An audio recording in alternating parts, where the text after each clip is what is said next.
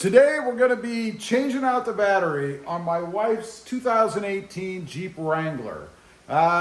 It's never been changed, it's been a while, and frankly it's been a long time since I changed a battery.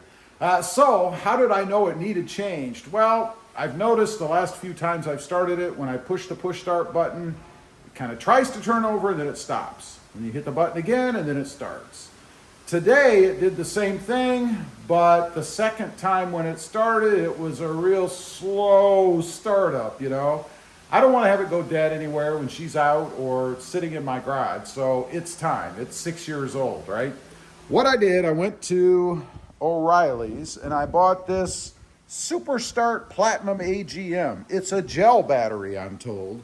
Makes no difference to me as long as it works. I will caution you, when you go to a place like O'Reilly's, they're going to try to sell you the most expensive battery first, and I was aware of that. I did end up buying the most expensive battery because that's what I wanted, but just beware. There are cheaper options out there than what they're first going to suggest.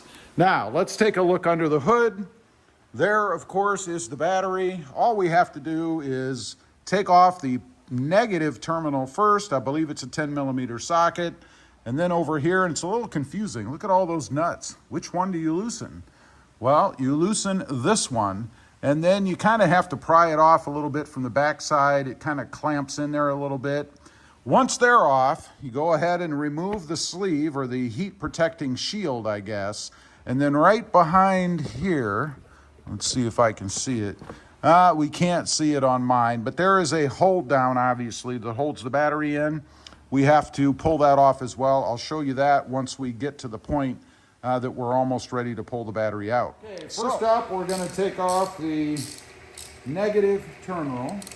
It is a 10mm socket that you need. Should be able to just twist that thing off of there, hopefully.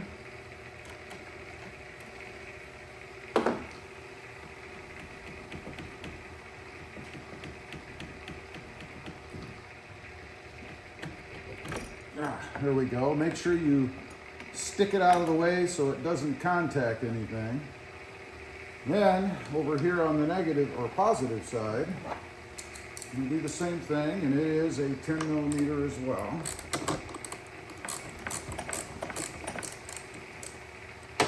Hopefully this one will just pull right off of there. No, there's some sort of a clip behind the back, and I'm sure you're not going to be able to see this on camera, but right back behind there, you just kind of push it out a little bit. So let me do that, and then move on to the next step. All right, we've got the positive side off. Again, just stick it out of the way so it can't contact anything. Then you want to remove this heat shield, blanket, whatever you want to call it. Just pulls off like so. And then right down here, let me bring you guys over so I can show you this. It's pretty important. Right down here, you'll see this bolt. That is what holds the battery in. So you need, I believe it's still at 10mm. Let's see. Obviously, you want an extension on this, but you want to go ahead and remove that. The screw will come out and the bracket will come out, and then the battery's free. Has these nice little handles on here so you can pick it up, hopefully, and then we'll be ready for the new one.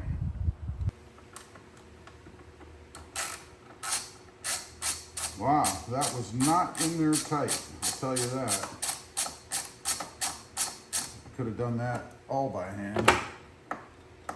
It'll be tighter when I put it back. And the screw is quite long. You can see here, so it's pretty long. Go ahead, pull that bracket out. Looks just like this. Now I should be able to pull the battery, hopefully, and I can, I think. Of course, it weighs about 10.5 tons. Batteries are not light. There we go. Okay, you have the nice new shiny one, which feels just a little bit lighter than the old one. I don't know why. But you want to set it down in there. Like so. And then just kind of finagle it around. There's little kind of clampy areas that go around the battery itself. We're going to want to go ahead and get that bracket back in. So, just set that down here. Once again, should fit directly right back into place. If it doesn't, you probably have the wrong size battery. Just saying. Let's go ahead and tighten this screw back down in here.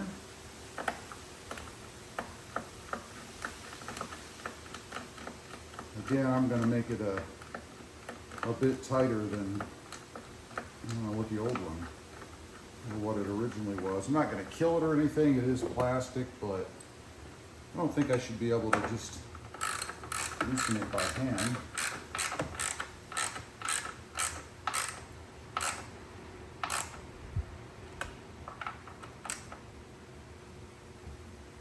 Again, I don't want to kill it. And then just give it a tug, a test. Make sure your battery's in there nice and tight. It doesn't move or anything. Now, we do have these covers over the terminals. They just pull right off. At least that one did. I'm actually going to leave the one on until I get the positive side back on, just for protection's sake. Now, a lot of people will use those scraper things to kind of clean off the terminals. Probably a good idea. I don't have any corrosion or anything, so I'm not real concerned about that, but it's not a bad idea to do that. You want to start with the positive side first. Go ahead and get that back on. You don't want to pound these on. I know that's usually the way people want to go, but you really don't want to do that because you can damage the battery. But honestly, I don't know that I see a good way to get it down there solid unless you tap it a couple of times. So I am going to use something plastic and gentle and just kind of tap it down over the terminal. Just use the edge of a pry tool. Again, I'm not going to hit it hard. You can see I'm just tapping it, just like so.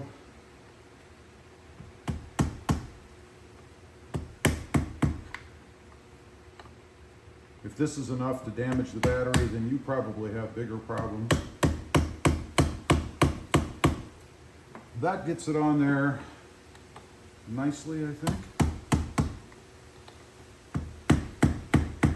That's it. Then you want to go ahead and tighten down the 10mm nut that you loosened before, of course.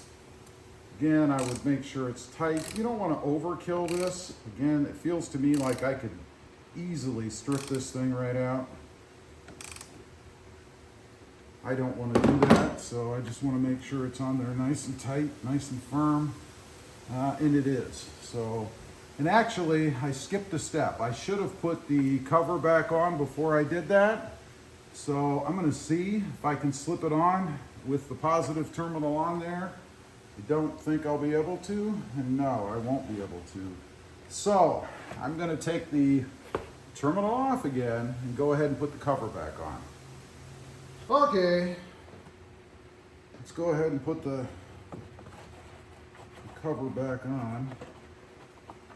And it's supposed to be on, so we want it on, right? Now I can go ahead and put the terminal back on just like I showed you a minute ago. All right, now the negative side. Go ahead and remove the cover.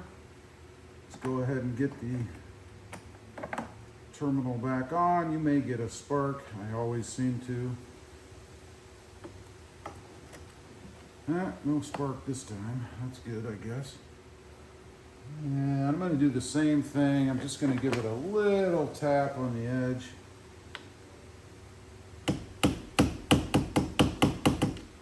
Nothing big.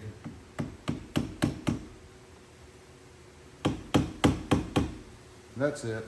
No pressure at all. Now, I'm going to go ahead and tighten down the nut again, and we'll be done.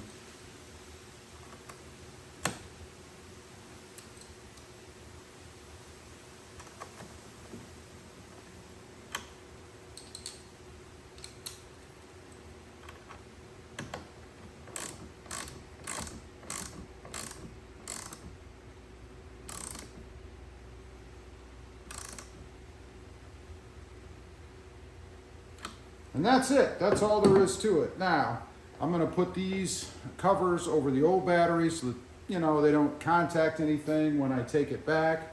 And it's a pretty simple job. I would never pay anybody to do this. Speaking of paying, the new battery, about $290 some, which includes the core deposit of $22. So all said and done, I'm into about $270 for this particular battery. Again, this is one of the more expensive ones. You can get them cheaper than this. Anyway, I just wanted to get on, run through it. It's been quite a while since I've changed a battery myself, so I thought it might make a good refresher for anybody out there who needs to do this, if they've got the Jeep Wrangler. Leave a comment. Let me know if I did something wrong. I'd be curious to know. Thanks for watching. Stay safe out there. Bye.